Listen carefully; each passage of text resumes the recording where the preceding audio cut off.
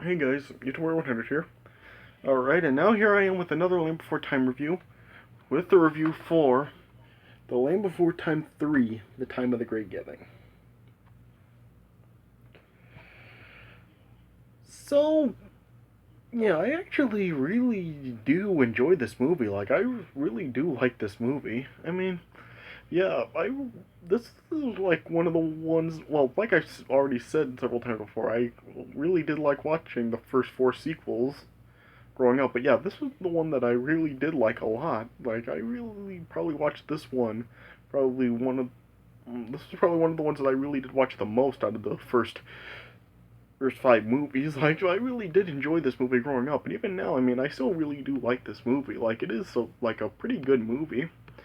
I mean, it does have some like a it does I guess like have a pretty good plot to this film. In this film, like, apparently the water stops flowing from the waterfalls in the Great Valley. And so, yeah, they in this movie, like, they're trying to, like, conserve what water that they still have in their river by just, like, really, like, just having very, very limited amounts of water drinking from them. Yeah, and yeah, I really do kind of like the message that this movie is sending. Like, I guess the moral of this movie is just basically like trying to teach kids to share because, yeah, that's pretty much what the concept of this movie is. Just about like really sharing and just taking turns with the water and stuff. And yeah, I guess this was just like what this movie was trying to teach to kids. And yeah, it does it really well. Like, I really do like that this one is actually like kind of educational in a way for younger kids to just trying to send this message to them about sharing. So yeah, I do like that about it.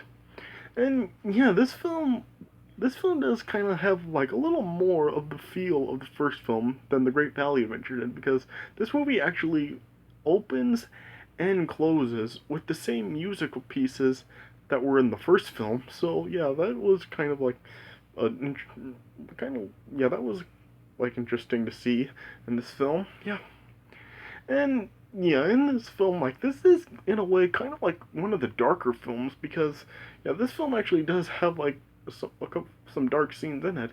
Like it has like that earthquake at the beginning of the movie, and it also like has the scene with where like the Great Valley like has a forest fire, and also like at the end it has like the fight with the velociraptors at the end, which is like kind of like uh, an kind of an intense fight. So yeah, I actually do think that this is one of the darker sequels. And the songs in this movie are like pretty good also. I really do like the songs. I mean, I put all three of the songs on my top 12 Land Before Time songs video. And yeah, I really do like the songs. I mean, has When You're Big, Standing Tough, and Kids Like Us. Yeah, I really do like all three songs. They're pretty good songs. Yeah. Yeah. And yeah, like I said, like it does have like some dark scenes in it that really like does put people on edge at points. Like especially with the fire scene, like the fire scene like really like had me on edge as a little kid. Like I really did like kind of get like a little jumpy as a little kid when I would watch it. Like it did like take some chances. So yeah, I did like that about the film. Yeah, and in this film like you do have like it shows like Littlefoot and his friends are like there are these three teenage dinosaurs, Hip, Mutt, and Nod, that are like bullies to Littlefoot and the others. But yeah, this is like the only film that they really appear. Like at the end of the film, it's shown that they like become friends, but they're never seen again in films after this. So yeah, I guess like they were just put in this film as supporting characters and never to be seen again. So. Mm. Yeah, but this is still, I do still, like, enjoy this movie. I think this is really one of the better sequels. I would give this film probably 3 stars out of 4. I mean, yeah, I really do enjoy this movie a lot, and yeah, I can still like, watch this movie now and still get just as much enjoyment out of it as I did when I was younger. It's just a really enjoyable movie. So, yeah, just a really enjoyable movie all around, really. Alright, so yeah, let me just get right into it. Alright, so the film kicks off basically the exact same way with the narrator, like, giving the story, like, explaining this is taking place long ago, and yeah, the dinosaurs then, like, came around and stuff. Yeah, pretty much all the films pretty much open up with the exact same opening narration, with the narrator talking about how it's taking place long ago with the dinosaurs. So, yeah, pretty much every film begins that way. Alright, yeah. And then it then just shows, like, Littlefoot, Sarah, Ducky, Peachy, and Spike just playing. And then they eventually, like, run into Hip and his friends. And yeah, they were just, like, really just bossing Littlefoot and the others around, basically just calling them babies. Yeah. And then, like, an earthquake then eventually starts, and then it also showed some meteorites falling from the sky. Yeah, and it was showing them, like, one was, like, falling, like, down in the mysterious beyond somewhere, but yeah, it wasn't actually shown where it fell at first. Yeah.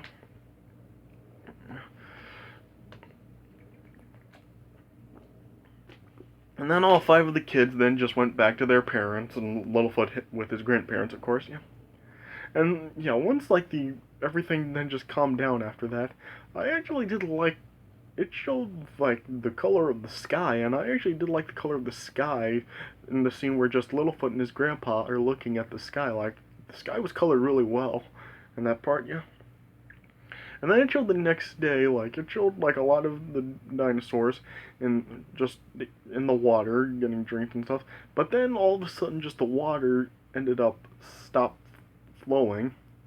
Yeah, and then yeah, all the dinosaurs were then just questioning like how that happened and what they would really be able to do without any more water. Yeah. And then Littlefoot went to try to tell his friends about it, but then Hip and his friends came by again, and yeah, they were pretty much just saying that they were bigger and better than Littlefoot and his friends, and then Hip was singing the "When You're Big" song. Yeah, yeah. And then yeah, all the adults were talking about the water, and then Littlefoot's grandpa was just then telling everyone that they need to be careful with the remaining water that they have and just drink just what they'll need to survive. Yeah, and we're just telling them that they should not use their remaining water unwisely. And then Sarah's father was then just acting like his kind was better than everyone else's. Yeah, and then yeah, then all the adults then just started to bicker amongst each other. Yeah, there were like arguments throughout the adults throughout basically this entire film. Yeah, they were just all trying to just come up with their own ideas on how to settle with the water. Yeah. Then eventually, like Hip and his friends like came across Littlefoot again, and then Littlefoot knocked. I mean, not Littlefoot. Hip knocked Nod into the water on top of Littlefoot, and then Nod started to splash, and then Sarah's dad got splashed by a little water, but then yeah, Hip and his friends hightailed it before they could be seen, and then Sarah's father accused Littlefoot of wasting water, and he was just calling Littlefoot a bad influence. Then he was trying to get Sarah to forbid her from seeing Littlefoot anymore, but yeah, little Sarah just didn't stand for that, and she continued to see Littlefoot. Yeah. And then one morning, like as it was really early in the morning, Littlefoot's grandparents woke him up and just took him with them to try to drink morning dew on the leaves that comes on the leaves really early in the morning. And then Littlefoot's grandpa grabbed down a tree star for Littlefoot that had some water on it. But then when Littlefoot went to try to drink the water, the tree star just ended up crumbling. And yeah, Littlefoot's grandparents were just explaining to him that the tree stars are now really dry, and yeah, they were just like telling him that if these conditions continue with the water, then like everything else will start to become dry too, and then it'll increase the chance for fires. And they were just telling Littlefoot that he has to remember the escape paths that they've shown him.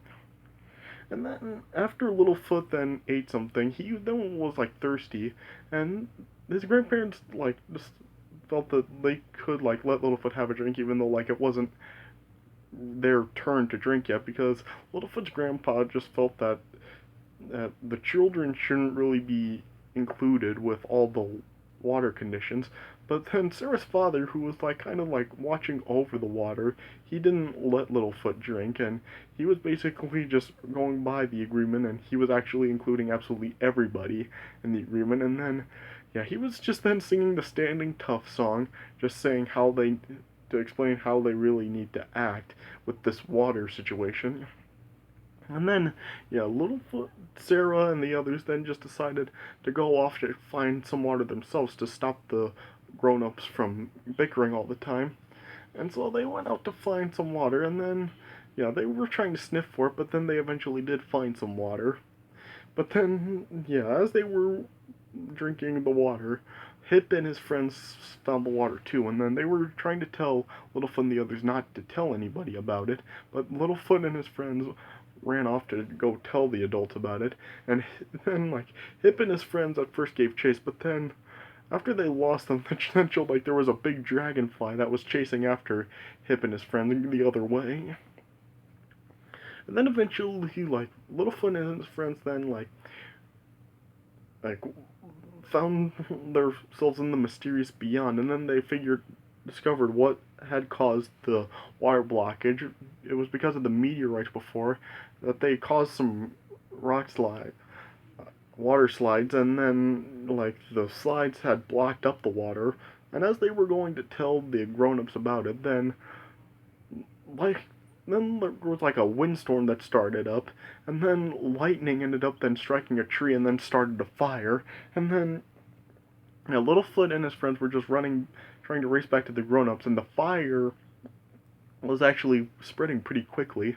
And then once Littlefoot and the others arrived at the grown-ups, they then told them about the fire, and then like Littlefoot's grandpa could see the fire, and so they then were telling everyone else that they would lead them to safety, but then Sarah's father intervened, and he just wanted to lead them to safety. He felt that everyone would be better off following him, and he was trying to lead them down a path that would actually be the pathway that the fire would actually end up spreading towards. And so, like, they knew that they had to go another way, but Sarah's father, like, was insistent on going that way, and then he took Sarah with him. Dumb move, endangering his daughter like that, but yeah. And then, yeah, Littlefoot's grandpa then just knew that he had to go after Sarah and her father, and then Littlefoot's grandma and Littlefoot, like, led everyone else to safety down their path. Yeah. But then eventually, like, it showed, like, Sarah and her father were just, like the fire was heading towards them, heading in their direction, yeah.